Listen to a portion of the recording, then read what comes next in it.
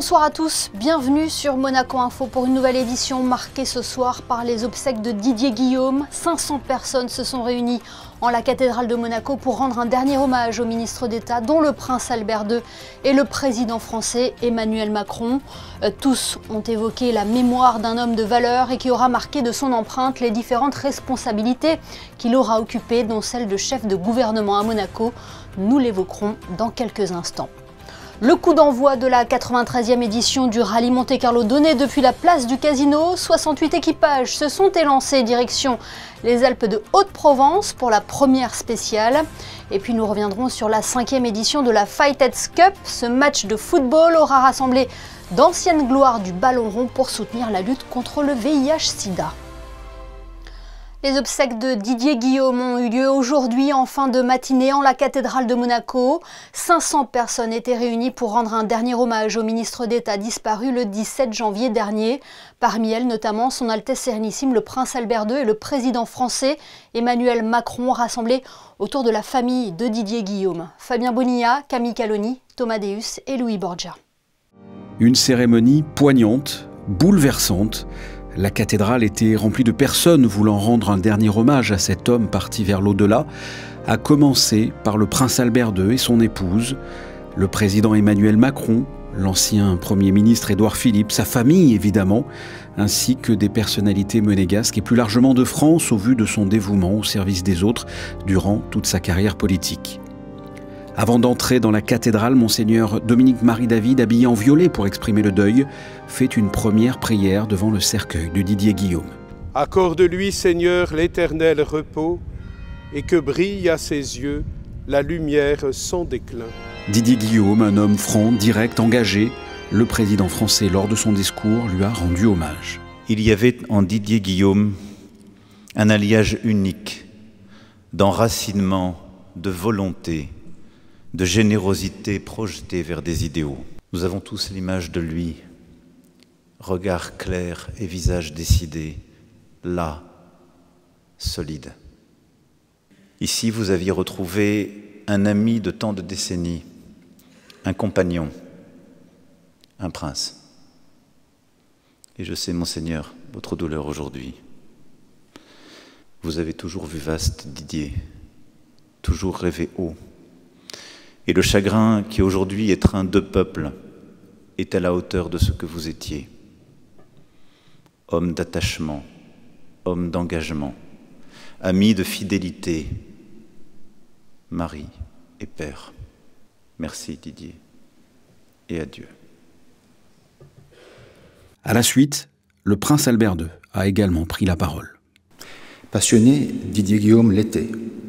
Il savait faire partager ses passions, mais il savait aussi parfaitement dompter sa force intérieure au service de son intelligence et de son intuition politique.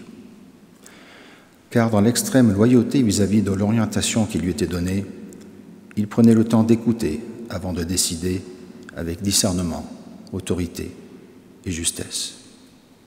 Je tiens à exprimer aujourd'hui notre reconnaissance pour la méthode et l'esprit avec lequel il a relevé les nombreux défis qui se sont présentés à lui en quelques mois. Aujourd'hui, nous partageons votre douleur, Madame, ainsi que toute la famille, et les nombreux amis de Didier Guillaume, mais nous savons que nous ne nous détacherons jamais de sa franche poignée de main. Sa chaleur humaine et son sens de l'union resteront un guide sur le chemin du service de l'État et d'une amitié qui se prolongera maintenant par la force de l'esprit. Merci Didier Guillaume. Après ces deux vibrants discours, la messe de Requiem pour le défunt a été célébrée.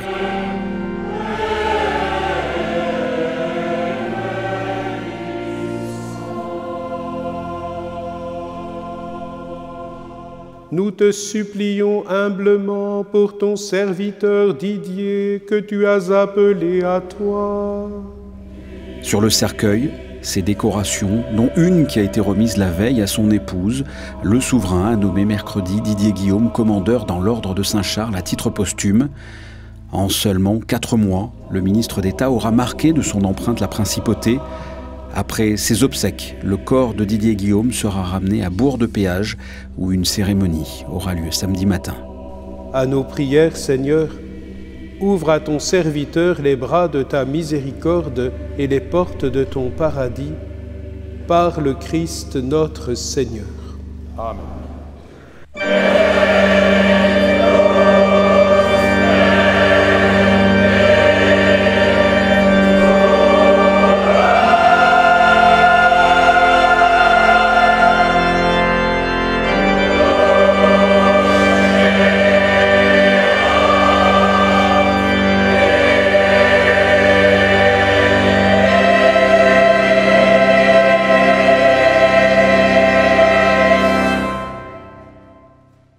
Beaucoup d'émotions lors des funérailles de Didier Guillaume, mais aussi à la sortie de la cathédrale de Monaco. Le maire de Nice, Christian Estrosi, et Patrick Kanner, président du groupe socialiste au Sénat, qui a succédé à Didier Guillaume à ce poste en 2018, s'expriment au micro de Fabien Bonilla. D'abord, tous mes témoignages de compassion, d'amitié, d'affection pour Madame Guillaume et ses enfants, sa famille. Didier Guillaume est un homme avec lequel j'ai naturellement beaucoup travaillé dans ses fonctions gouvernementales et moi dans les miennes. Et nous avons toujours partagé des valeurs qui étaient les mêmes au service de la France. Donc je perds naturellement un partenaire, un ami qui nous permettait de garder les liens étroits avec Monseigneur Albert de Monaco. Et naturellement, c'est avec beaucoup d'émotion que j'ai partagé ces instants aujourd'hui. Cette date pour moi est importante, que le 23 janvier 2018, le 23 janvier, nous sommes à 23 janvier, je succédais à Didier Guillaume à la présidence du groupe socialiste. Voilà, il y a comme ça des signes qui passent et je me suis remémoré toutes ces années de proximité avec lui. Et je sais qu'il était un grand ministre d'État ici à Monaco. Et quand j'ai appris son décès à 65 ans, je n'y croyais pas. J'étais ici même à Monaco pour des raisons personnelles, de vacances au mois de décembre, et j'avais pensé l'appeler. Je lui avais dit, j'avais pensé lui dire, écoute, je suis à Monaco, est-ce que tu es là? Et je dis, oh, je ne vais pas le déranger pendant la période des fêtes, et je te verrai plutôt au mois d'août. Malheureusement, j'aurais dû aller jusqu'au bout de ma pensée. Didier Guillaume était entré en fonction au début du mois de septembre, après sa prestation de serment au Palais Princier. Et très rapidement, il est entré dans le vif du sujet, avec des dossiers d'actualité comme la crise avec la SNCF en septembre, ou des dossiers en cours qui demandaient une urgence de traitement. Si bien qu'en 4 mois, il a donné le sentiment d'avoir laissé un important héritage politique sur lequel le ministre d'État par intérim et le futur ministre d'État auront certainement à cœur de capitaliser. Patricia Navarro. Oui, 4 mois, cela peut sembler court et pourtant l'ampleur de la vague d'hommages et leur teneur en témoigne. Didier Guillaume aura marqué de son empreinte la politique monégasque, non seulement par la méthode qu'il a souhaité adopter, tapant du poing sur la table lorsque cela était nécessaire, ou misant sur la discussion et l'interministérialité pour faire avancer les dossiers. Il faut dire qu'il s'était préparé à ces nouvelles missions plusieurs mois avant son arrivée dans un pays qui est rapidement devenu pour lui un pays de cœur. Je suis très motivé, je suis très intéressé, je suis très volontaire pour faire en sorte, comme l'a souhaité le prince souverain, de travailler au service de la principauté. Le ton est direct et chaleureux. L'ambition affichée par Didier Guillaume dès le mois de septembre, c'est d'apaiser tout en dynamisant, explique-t-il lors de sa première grande interview. Ce bon vivant dont les qualités humaines ont été louées par tous et qui a occupé d'importantes fonctions politiques en France est un homme d'action. La méthode Guillaume se dessine rapidement et le premier dossier chaud qui se présente à lui en dit long sur la façon dont il entrevoit son rôle. La SNCF ayant décidé de supprimer des trains en soirée au départ et à l'arrivée de Monaco, pénalisant notamment l'économie du pays, il s'empare rapidement du dossier et ne mâche pas ses mots. Vous avez dû taper du poing sur la table, vous avez jugé la situation inacceptable. C'est ça aussi la méthode Guillaume ? Oui, alors il pourra m'arriver de taper vraiment du poing sur la table. Là, c'était une mise en jambe, si je puis m'exprimer ainsi, mais Monaco ne peut pas être pris uniquement comme bailleur de fonds. Monaco est un partenaire de l'État français, mais un partenaire souverain. Et pendant ces 4 mois d'action, Didier Guillaume va imprimer un rythme soutenu à chaque dossier qui se présente à lui et qui revêt un caractère d'urgence. Il apporte une réponse claire et ferme et lance au plus vite des réflexions pour accélérer des procédures qui peuvent, selon les projets, être longues. Au Conseil national, qui lui demande de se saisir de dossiers en attente et qui ont trop tardé, il répond sans détour lors des discussions budgétaires d'octobre et de décembre. C'est le cas du projet de restructuration du centre commercial de Fontvieille.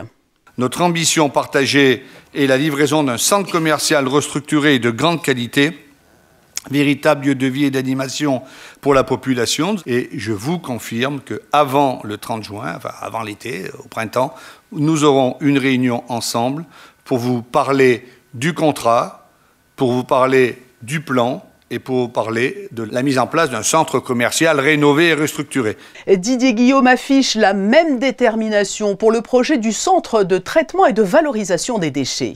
J'ai saisi dès mon arrivée l'ensemble des services concernés afin d'analyser sans tarder toutes les options, sans parti pris, sans subjectivité, en toute objectivité, avec les points positifs et les points négatifs sur lesquels nous devrons réfléchir, discuter et prendre des décisions. Autre dossier pour lequel Didier Guillaume a tranché avant Noël, celui qui porte sur l'audiovisuel public monégasque. Il y aura une nouvelle télé publique indépendante avec un conseil d'administration, un conseil stratégique de professionnels, un contrat d'objectifs de moyens pour fixer les orientations, un budget, la possibilité de prélever de la publicité. Il y aura une seule chaîne qui sera une chaîne performante, professionnelle. Et je viens de désigner Geneviève Berthy comme préfiguratrice de la nouvelle chaîne de télévision. Donc elle va avoir sa lettre de mission en janvier. Elle sera là pour faire des propositions pour ce que sera la nouvelle chaîne de télévision publique de Monaco. Enfin, autre illustration de la réactivité de Didier Guillaume et la mise en œuvre à chacune de ses décisions d'un processus qui met l'interministérialité au cœur de son action. Le lancement, avant les fêtes de fin d'année, d'une grande campagne sur la sécurité routière alors que 2 accidents se sont produits lors d'un même week-end, les 14 et 15 décembre. Le lendemain même, une conférence de presse est organisée. Je bois, je ne conduis pas. Et là, il y aura des contrôles tous azimuts dans toute la principauté pour contrôler cela et pour empêcher les gens de conduire. Ça, c'est absolument indispensable. Nous allons prendre des mesures fortes également pour faire ralentir la vitesse dans les tunnels avec des radars, on va voir tout cela. Et puis, nous voulons être aidés parce qu'il y a la répression, elle va être forte, mais il y a aussi la prévention. C'est donc un homme combatif qui s'est mis au service de la principauté, mais un homme qui a su aussi prôner le travail d'équipe, lui qui venait de sports collectifs comme le rugby ou le basket. Il avait tendu la main aux élus du Conseil national, déclarant rechercher le compromis coûte que coûte, une main tendue pour réussir ensemble, avait-il conclu. Cette main qui manque aujourd'hui dans la grande équipe qu'il avait formée autour de lui, mais qui donnera certainement à cœur à chacun de poursuivre son action et les nombreux projets initiés en si peu de temps. Merci Patricia. L'ONU et la mission permanente de Monaco auprès des Nations Unies se sont associés à cette journée de deuil national. Vous le voyez sur ces images, le drapeau de l'organisation a été mis en berne au siège de l'ONU à New York. Les drapeaux des États membres, eux, n'ont pas été hissés. Ce geste a également été respecté devant l'ensemble des bureaux onusiens à travers le monde. À New York, un moment de recueillement a été observé par l'ambassadeur Isabelle Picot et son équipe ce matin. Le reste de l'actualité en principauté, c'est le départ de la 93e édition du Rallye Monte-Carlo. Le coup d'envoi a été donné depuis la place du Casino cet après-midi. Un événement que vous avez pu suivre en direct sur Monaco Info avec notamment Frédéric Elion et Vanessa Dessy. Ils sont en duplex avec nous. Bonsoir à vous deux. 68 équipages se sont élancés aujourd'hui direction les Alpes de Haute-Provence pour les premières spéciales de la soirée. Bonsoir Émilie, effectivement, vous le voyez peut-être derrière nous, les derniers équipages sont d'ailleurs en train de s'élancer pour prendre le départ de ce 93e Rallye Monte-Carlo. Vanessa, avec 3 premières spéciales ce soir qui s'annoncent très indécises. Très indécises puisque nous connaissons toujours pas la météo, mais en tout cas ce sont 3 spéciales dans les Hautes-Alpes et les Alpes de Haute-Provence. Alors un programme assez chargé, il faut savoir que la deuxième spéciale, 21 km, et je peux vous dire Frédéric que c'est très long, 21 km, c'est la plus longue de cette étape. Et puis bien sûr, les concurrents vont rentrer à Gap pour une bonne nuit de sommeil. Et nous verrons demain les résultats. Et ce qui fait le charme bien sûr de ce rallye Monte-Carlo, Vanessa, ce sont les amateurs, au milieu aussi, des pilotes professionnels, avec ce challenge, cette question, est-ce que Sébastien Ogier va remporter son 10e Monte-Carlo? Je pense qu'un rallye Monte-Carlo n'est jamais acquis jusqu'à la dernière spéciale. Nous sommes d'accord. Et on va suivre aussi les performances du résident monégasque et du champion du monde en titre, Thierry Neuville. Voilà, ce sera en suivre avec Vanessa, avec tout le monde sur Monaco Info pendant ces 3 jours. Merci à vous deux et vivez le 93e rallye Monte-Carlo comme si vous y étiez. À partir de demain, les experts rallye vous donnent rendez-vous sur Monaco Info chaque soir à 21 h pour un résumé complet de la journée. Et juste avant de prendre le départ de cette manche inaugurale du championnat du monde, le Belge Thierry Neuville et la Française Sarah Rumeau sont allés à la rencontre des élèves du collège Charles III. Le reportage de Gaëtan Lebrun et Jean-Alexandre Dordet. Une cinquantaine d'élèves de 3e et de 4e a eu la chance de partager un moment avec le tenant du titre du rallye Monte-Carlo et une des pilotes de la seule écurie 100% féminine. C'est suivi une série de questions-réponses où les élèves ont pu poser aux pilotes toutes les questions qui leur passaient par la tête. Risques, accidents, palmarès, tous les sujets ont été abordés pour satisfaire la curiosité des collégiens. Quand j'étais jeune, j'aurais voulu aussi avoir cette occasion de pouvoir parler à des pilotes professionnels. Je pense qu'aussi aujourd'hui, pour nous, c'est l'objectif aussi de montrer un petit peu l'exemple que voilà, quand on y croit, quand on veut, on peut y arriver, on peut réaliser ses rêves. Et c'est ça qui est très très important aujourd'hui, je pense, pour la jeunesse, de montrer que c'est possible et c'est encore possible. Il faut juste s'y consacrer, mettre tous les moyens qu'il faut pour réussir. L'occasion pour Thierry Neuville d'offrir de la visibilité à sa discipline, qu'il juge parfois trop à l'ombre derrière les autres sports automobiles. Il y a un débat par rapport à la visibilité du rallye comparé à d'autres sports automobiles et notamment la Formule 1 parce que voilà, je considère que ça reste un beau sport, un sport avec énormément de passionnés qui fait encore rêver pas mal de gens. Mais il est clair que voilà, aujourd'hui il est un peu à l'ombre par rapport à la Formule 1 et il faudrait que ça change. Les pilotes ont ensuite signé quelques autographes avant de prendre le départ pour Gap cet après-midi où se tiendra la première épreuve de l'année. Sport toujours avec la Fighteds Cup au Stade Louis II. Cette rencontre de football organisée au profit de la lutte contre le VIH-Sida aura réuni hier d'anciennes gloires du ballon rond. On peut citer notamment le parrain de cette 5e édition, l'ancien monégasque Patrice Evra. Beaucoup de buts auront été inscrits lors de ce match, mais qui en est sorti vainqueur? Les Barbadjouans de Monaco ou le Cirque FC? La réponse dans ce reportage de Frédéric Elion et Camille Caloni. D'un côté, le Cirque FC, tenant du titre, l'équipe de la princesse Stéphanie menée cette année par Franck Ribéry, Robert Pires ou Christian Carambeu. De l'autre, les Barbadjouans, la formation du prince Albert II, avec les anciennes gloires de l'AS Monaco, Ludovic Giuly, Sonny Anderson, Yuri Djorkaeff ou Patrice Evra.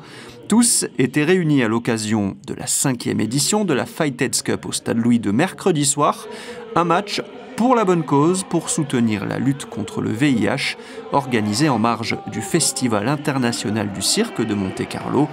Au terme d'un match animé, le Cirque FC, mené par Anthony Modeste, auteur d'un triplé, conserve son titre et l'emporte 5-4. Après, vous savez, on reste compétiteur. Alors bien évidemment, on sait pourquoi on est là, pour la Fighteds Cup. Mais quoi qu'il arrive, quand il y a un match, quand il y a un trophée, on n'a qu'une envie, déjà c'est de gagner et puis de soulever de nouveau. Donc ouais, vous l'avez dit, c'est la 2e année consécutive. Quoi qu'il arrive, on est heureux d'être là, c'est toujours bien organisé. Et puis surtout les joueurs qui répondent présents, déjà ça c'est hyper important. On a pris du plaisir, on a vu des belles actions, on est là pour une belle cause, donc voilà, c'était du plaisir. Jeune retraité, mais toujours autant de plaisir de retrouver les terrains là. Ouais, c'est ça, remettre les crampons et puis partager un moment avec les supporters qui sont venus, avec les coéquipiers. Il y avait plein de générations réunies, donc c'était du bonheur. C'était un match qui était très serré, qui était très intense. Les deux équipes voulaient gagner, il y avait match nul en fin de la première mi-temps et ça a été serré jusqu'au bout. On a poussé jusqu'à la fin, mais malheureusement, on n'a pas réussi à marquer ce 5e but. Donc voilà, ils ont encore gagné, mais maintenant, on a la recette, on sait comment on peut gagner et on le fera l'année prochaine, j'espère. Déjà, on est hyper content de ce que l'on fait, de ce que l'on peut apporter, la convivialité. Je crois que ça, c'est très très important. Et puis encore une fois, c'est pas parce qu'on a réussi à un certain niveau qu'il faut oublier les autres. Alors bien évidemment quand Monaco nous appelle on dit oui et je crois que ça c'est important pour nous les anciens joueurs. Tous les fonds récoltés lors de ce match de gala seront reversés à l'association Fightheads Monaco. Depuis plusieurs années, l'Opéra de Monte-Carlo et la Staatsoper de Vienne entretiennent des liens précieux. Les deux maisons se rendent régulièrement visite. Cette fois-ci, c'est la troupe et l'orchestre autrichien qui sont venus se produire en principauté pour interpréter Don Giovanni de Mozart à l'Auditorium René III. À la baguette, le chef d'orchestre Bertrand de Billy. Le reportage de José Sacré, Sylvain Péroumal et Camille Caloni.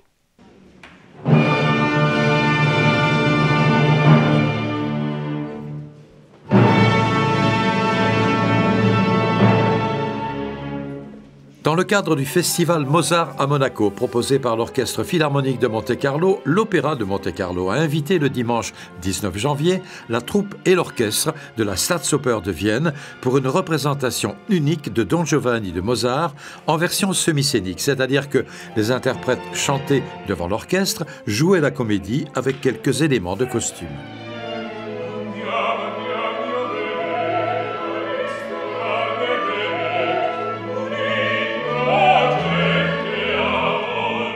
L'orchestre était dirigé par Bertrand de Billy, un familier de cette prestigieuse formation. J'en suis à peu près à 285 spectacles. J'ai appris ça parce qu'ils m'ont nommé membre d'honneur de l'opéra il y a 2 semaines. J'étais très ému de ça. C'est un orchestre qui fait symphonique et opéra. Et ce sont les meilleurs orchestres du monde. La preuve, c'est qu'ici aussi, ils ont la flexibilité de l'opéra et le répertoire symphonique. Ils jouent énormément ensemble. Ils ont parfois 3 répétitions par jour, hein. Une répétition de symphonique le matin, l'après-midi et le soir un opéra. Ils changent énormément dans les distributions. Alors c'est très troublant au départ pour un chef, parce que là, je vais avoir 3 spectacles, je viens d'avoir 3 spectacles des Contes d'Hoffmann avec chaque fois une distribution différente. Mais ils connaissent les pièces et c'est cette espèce de flexibilité qui leur donne une force. Et puis, c'est cette école viennoise. Ils sont tous, pour les cordes par exemple, ils sont tous élèves des mêmes professeurs. Et là, il n'y a pas de secret. Ce sont veloutés, j'allais dire toujours, velours et soie. Samt und Seide.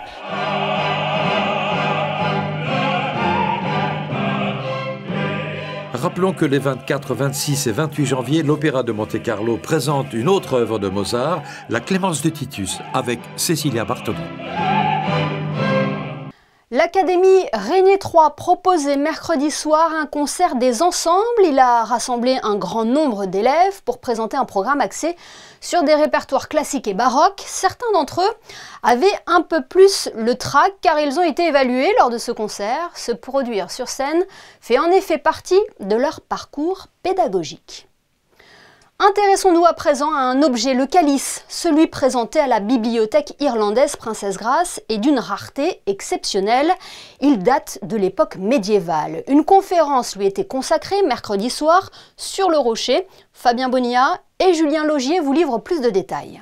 Le calice Olirgusa est daté de l'an 1480, soit un calice en vermeil irlandais du XVe siècle. Comme beaucoup d'autres objets liturgiques qui survécurent aux caprices du temps, son histoire demeure auréolée de mystère.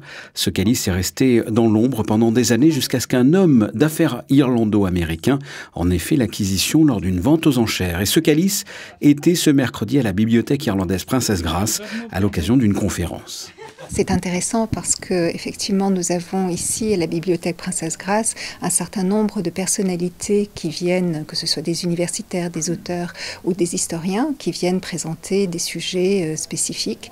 Et là on arrive à avoir un professeur de l'université de Cork qui va faire le lien avec un objet médiéval. This object has been at the center of investigation that linked a number of academics from Ireland, from Cork and Dublin, as well as from other countries. So it is a very well-travelled object that has crossed the continents, and it's really lovely to have it here now in Monaco before it travels to Ireland. Depuis sa récente découverte, le calice Olyargusa a été notamment exposé à la Kelly House à Philadelphie, la maison où la princesse Grace a passé son enfance.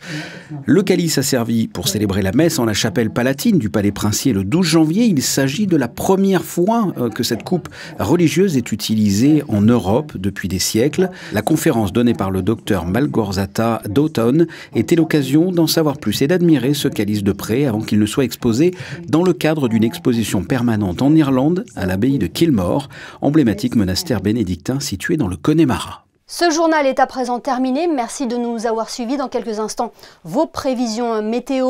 On referme cette édition avec une sélection d'images des photographes de la direction de la communication et l'hommage national rendu aujourd'hui au ministre d'État Didier Guillaume. L'ensemble de la rédaction renouvelle ses plus sincères condoléances à sa famille et ses proches. Bonne soirée sur Monaco Info.